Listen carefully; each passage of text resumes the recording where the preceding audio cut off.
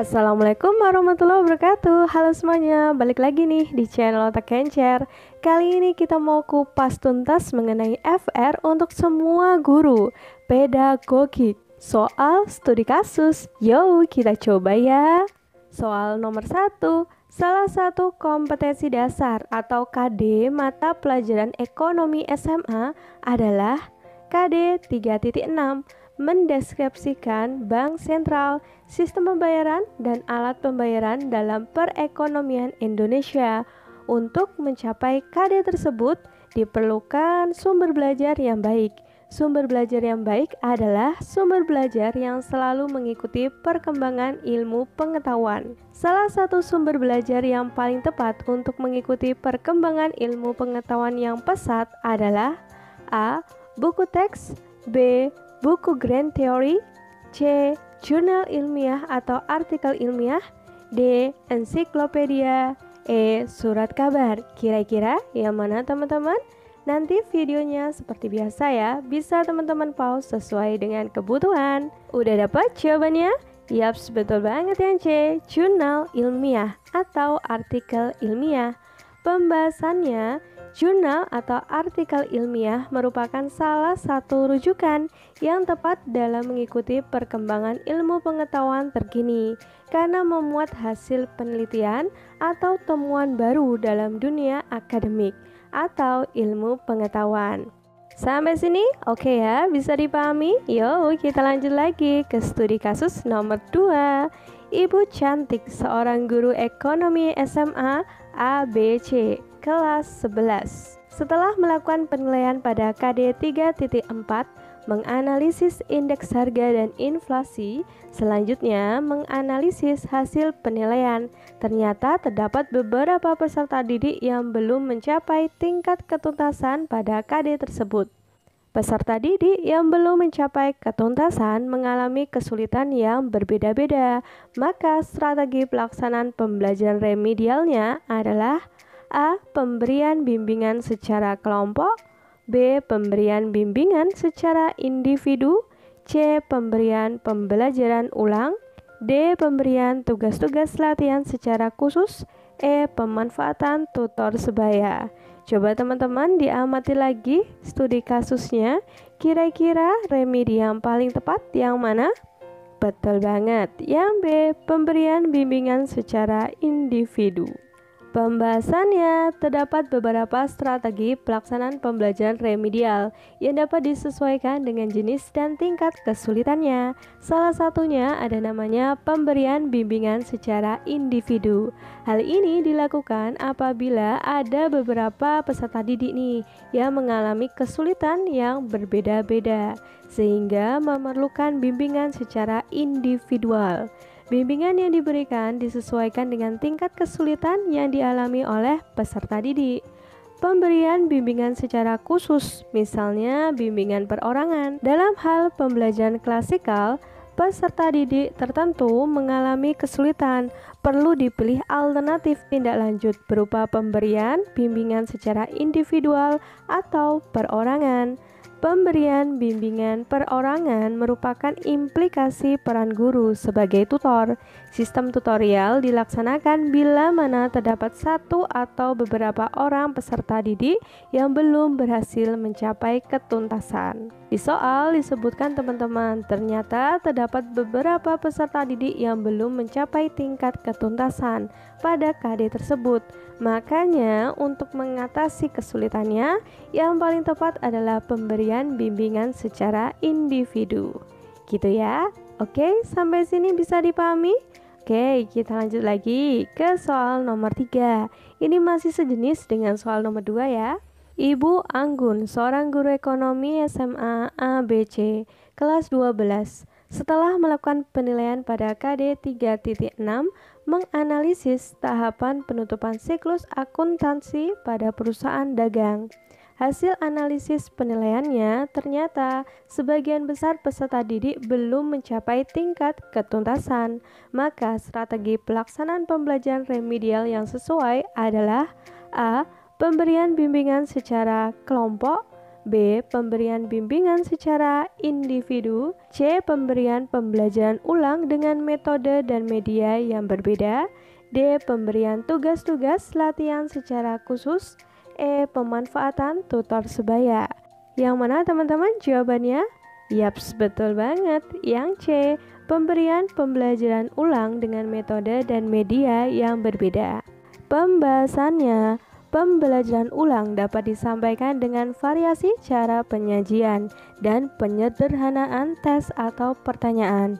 Pembelajaran ulang dilakukan bila mana sebagian besar atau semua peserta didik belum mencapai ketuntasan belajar atau mengalami kesulitan belajar. Guru perlu memberikan penjelasan kembali dengan menggunakan metode dan atau media yang lebih tepat. Di soal itu kan disampaikan ternyata sebagian besar peserta didik belum mencapai tingkat ketuntasannya. Makanya strategi yang paling tepat yang option C, pemberian pembelajaran ulang dengan metode dan media yang berbeda. Untuk tipe lain soal remedial ini nanti bisa berupa seperti ini teman-teman. Dalam kelas terdapat 30 siswa. Dan ternyata ada 10 siswa yang tidak tuntas. Lalu program remedial yang paling tepat yang dilakukan apa? Gitu ya. Untuk lebih jelasnya bisa teman-teman tonton ya. Di bagian atas udah ada linknya. Nanti bisa teman-teman tonton jadi lebih paham lagi mana sih strategi yang paling tepat gitu ya. Oke, kita lanjut lagi ya ke soal nomor 4. Seorang guru ekonomi kelas 11 SMA sebelum melaksanakan pembelajaran mempersiapkan perangkat pembelajaran. Pada kompetensi dasar, menganalisis APBN dan APBD dalam pembangunan ekonomi. Setelah menyusun indikator pembelajaran untuk KD tersebut, salah satu tujuan pembelajaran yang disusun adalah mengidentifikasi manfaat pendapatan nasional dengan jujur dan percaya diri. Termuat dalam A. Silabus, B. RPP, C. Program semester, D. SKL, E. Kurikulum. Kira-kira termuat di mana? Yaps, betul banget yang B. RPP. Pembahasannya, tujuan pembelajaran dituangkan dalam rencana pelaksanaan pembelajaran atau RPP. Selain itu juga memuat gambaran proses dan hasil belajar yang akan dilakukan di dalam pembelajaran sesuai dengan lampiran Peraturan Menteri Pendidikan dan Kebudayaan Nomor 22 Tahun 2016 tentang Standar Proses Pendidikan Dasar dan Menengah. Rencana pelaksanaan pembelajaran atau RPP adalah rencana kegiatan pembelajaran tatap muka untuk satu pertemuan atau lebih. RPP dikembangkan dari silabus untuk mengarahkan kegiatan pembelajaran peserta didik dalam upaya mencapai kompetensi dasar atau KD. Terus komponen RPP apa aja nih? Monggo bisa teman-teman klik ya di bagian atas, udah kita buatkan juga videonya. Tonton sampai tuntas ya teman-teman. Jadi ada komponen-komponen RPP di dalamnya. Oke? Kita ke studi kasus yang nomor 5. Untuk mengajarkan siswa materi peninggalan kerajaan Hindu-Buddha secara langsung dapat dilakukan oleh guru dengan cara A. Membawa gambar peninggalan sejarah di kelas, B. Melakukan studi lapangan ke situs sejarah, C. Menggunakan media film dokumenter sejarah, D. Membuat replika peninggalan sejarah, E. Menonton film kolosal di bioskop. Kira-kira yang mana teman-teman ada kata kuncinya secara langsung? Berarti, yaps, betul banget yang B. Pembahasannya, proses pembelajaran langsung untuk materi peninggalan zaman kerajaan Hindu-Buddha yang paling tepat adalah studi lapangan ke situs sejarah terkait peninggalan, baik artefak atau peninggalan zaman Hindu-Buddha seperti prasasti, candi, istana, bahkan museum yang relevan. Sumber yang sifatnya gambar, film dokumenter, membuat replika tidak bisa digunakan pembelajaran langsung. Karena di soal disebutkan ada kata kuncinya, yaitu secara langsung. Berarti yang paling tepat yang option B.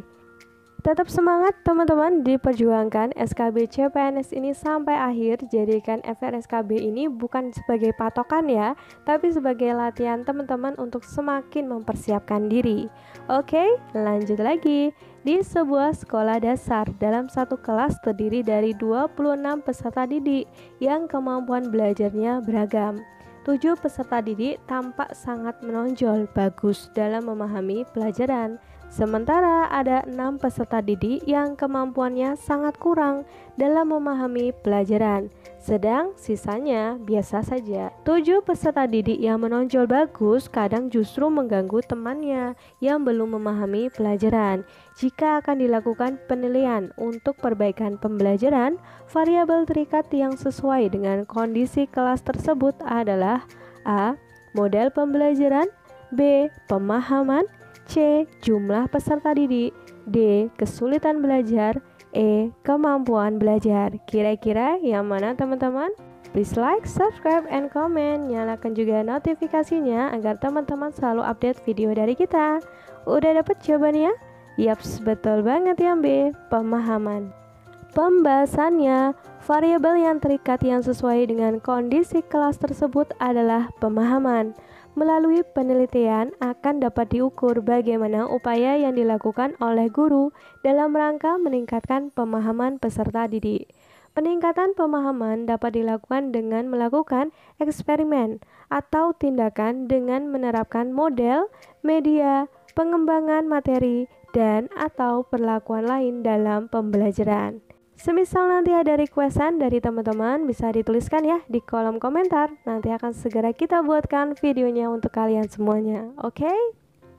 Yuk kita lanjut lagi ke studi kasus yang berikutnya, yaitu PTK. Bu Santi hendak membelajarkan materi gelombang bunyi di kelas, sekaligus ingin melakukan PTK. Pada pembelajaran yang pernah dilakukannya, banyak siswa yang tidak dapat mencapai KKM. Ia bingung masalah apa yang hendak diangkat dalam penelitian. Bu Santi mencoba membuat pertanyaan refleksi terhadap pembelajarannya. Contoh pertanyaan yang dapat membantu Bu Santi mengidentifikasi masalah PTK-nya adalah option A. Apakah faktor-faktor yang mempengaruhi terjadinya perhambatan bunyi? B. Apakah strategi pemberian tugas dan jenis bahan pelajaran yang diberikan dalam pembelajaran gelombang bunyi cukup menantang siswa? C.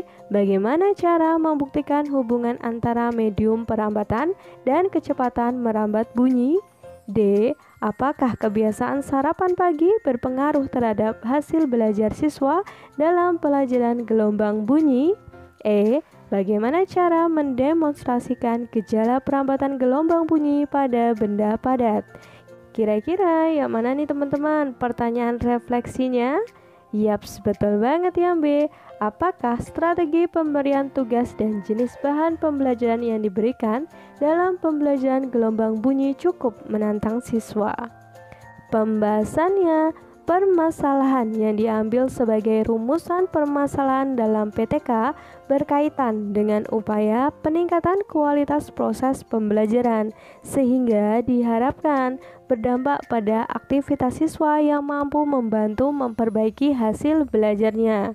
Salah satu contohnya pada kasus yang diberikan pada soal, yaitu dengan memikirkan apakah suatu strategi cukup memberikan tantangan bagi siswa selama proses pembelajaran. Dan hal ini termuat dalam pilihan option yang B.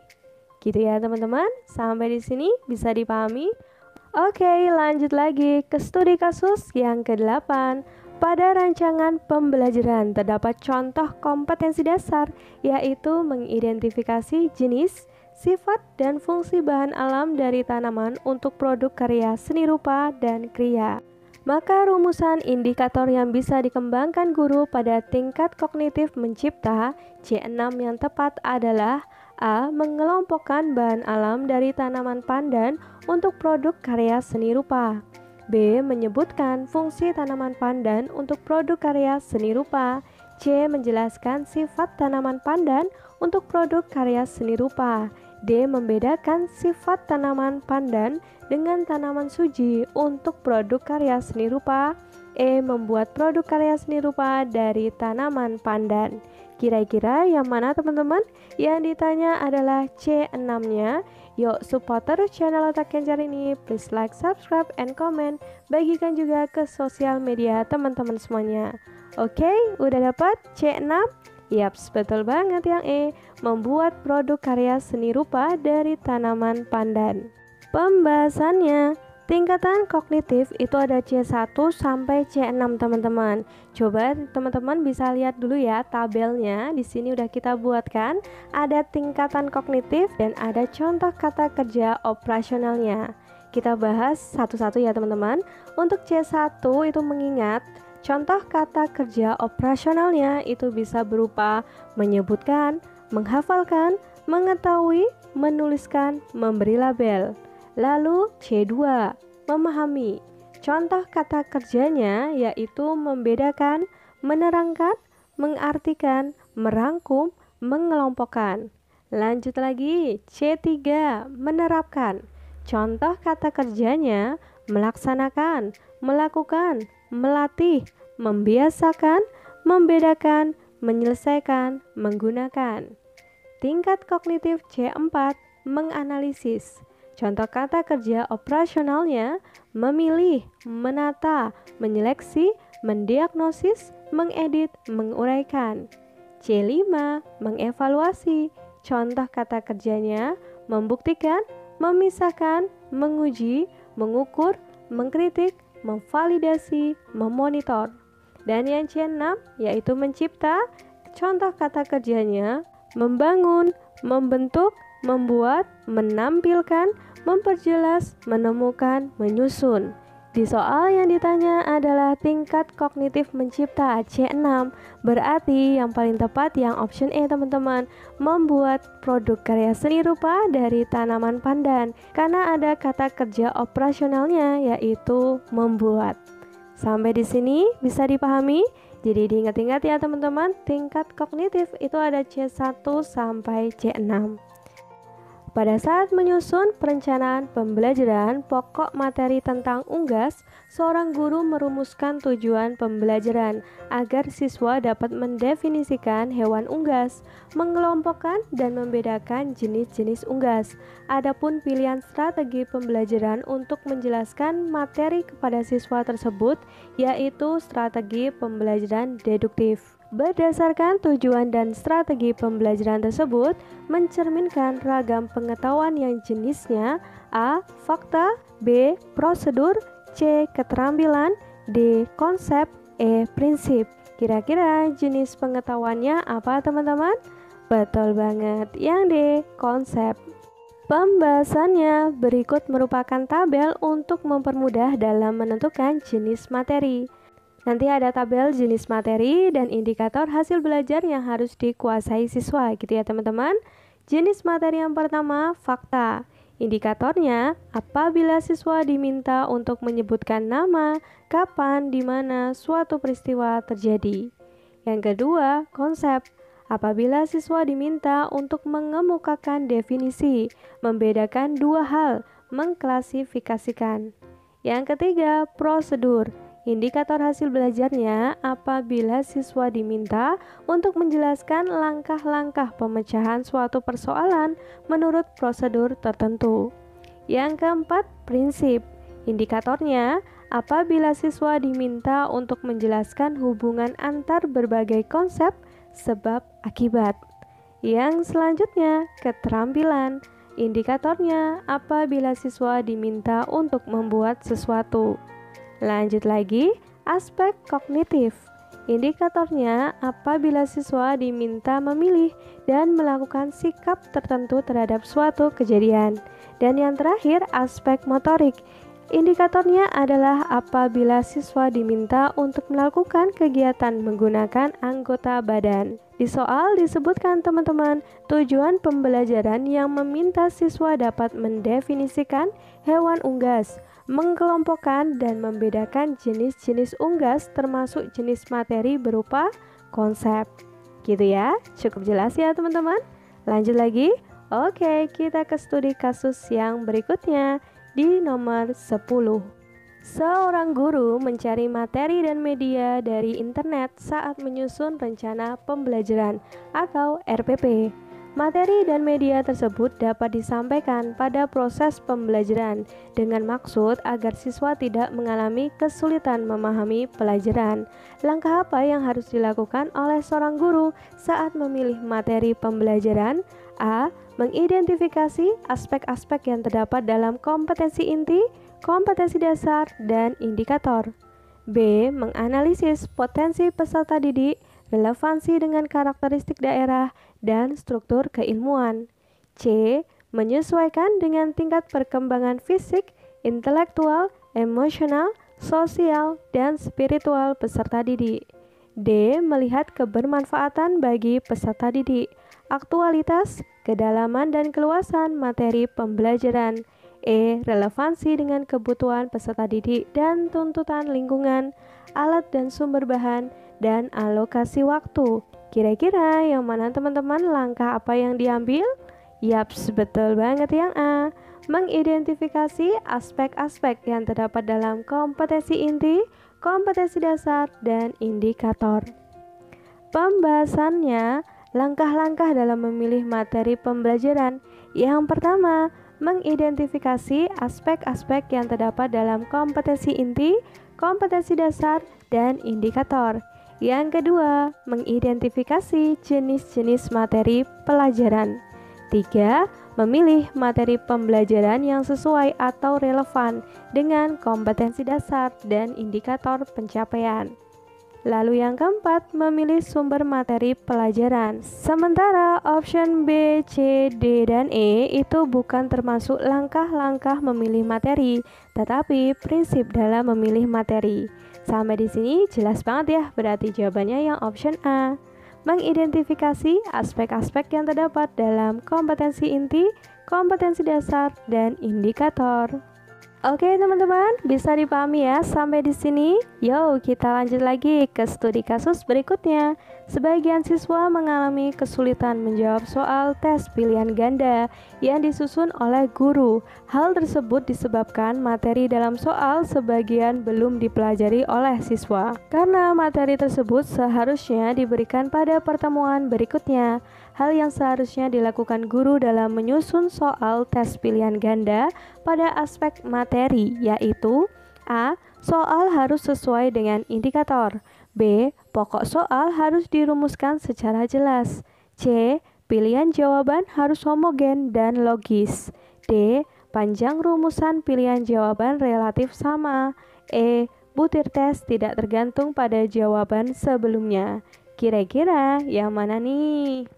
Yaps, betul banget. Yang A. Soal harus sesuai dengan indikator. Pembahasannya, analisis secara teoritis adalah telaah soal yang difokuskan pada aspek materi, konstruksi, dan bahasa. Penelaahan kualitas soal bentuk objektif pada aspek materi dimaksudkan untuk mengetahui apakah materi yang diujikan sudah sesuai dengan kompetensi atau hasil belajar yang ditetapkan, dan apakah materi soal sudah sesuai dengan tingkat atau jenjang kemampuan berpikir peserta didik, serta apakah kunci jawaban sudah sesuai dengan isi pokok soal. Telaah kualitas soal pada aspek konstruksi dimaksudkan untuk mengetahui teknik penulisan butir-butir soal sudah merujuk pada kaidah-kaidah penulisan soal yang baik. Sedangkan pada aspek bahasa, telaah soal dimaksudkan untuk mengetahui apakah bahasa yang digunakan cukup jelas dan mudah dimengerti, tidak menimbulkan multi-interpretasi, serta sesuai dengan kaidah penggunaan bahasa yang berlaku. Secara teoritis, kualitas soal tes bentuk objektif dapat ditelaah dengan memperhatikan hal-hal sebagai berikut. Yang pertama, butir harus sesuai dengan indikator yang ditetapkan.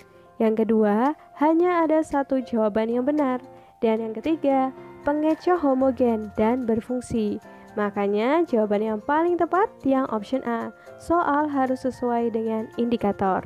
Oke ya teman-teman, kita udah ada di soal studi kasus yang terakhir teman-teman. Yuk langsung aja kita bahas. Pak Ali, seorang guru biologi, melaksanakan pembelajaran tatap muka, kemudian dilanjutkan dengan pembelajaran online. Siswa mengerjakan tugas-tugas yang diunduh dari situs yang telah disiapkan. Siswa juga dapat melakukan diskusi langsung dengan Pak Ali maupun teman sekelasnya secara online dan real time. Kemudian pada pertemuan berikutnya dilaksanakan tatap muka. Wakil kelompok melakukan presentasi tugas dari pertemuan sebelumnya. Pembelajaran berdasarkan TIK yang dikembangkan Pak Ali disebut A. Pembelajaran interaktif berbasis komputer, B. Pembelajaran melalui e-learning, C. Blended learning, D. Pembelajaran berbantuan komputer, E. Pembelajaran dengan komputer. Kira-kira yang mana teman-teman? Yaps, betul banget yang C. Blended learning. Pembahasannya, pembelajaran yang dilakukan oleh Pak Ali adalah pembelajaran yang menggabungkan strategi tatap muka dengan strategi online. Tidak bisa disebut pembelajaran berbasis komputer atau pembelajaran interaktif berbasis komputer atau e-learning karena di dalam pembelajaran Pak Ali terdapat fase di mana siswa dan guru melaksanakan pembelajaran melalui tatap muka langsung. Dengan demikian, pembelajaran yang digunakan Pak Ali adalah blended learning.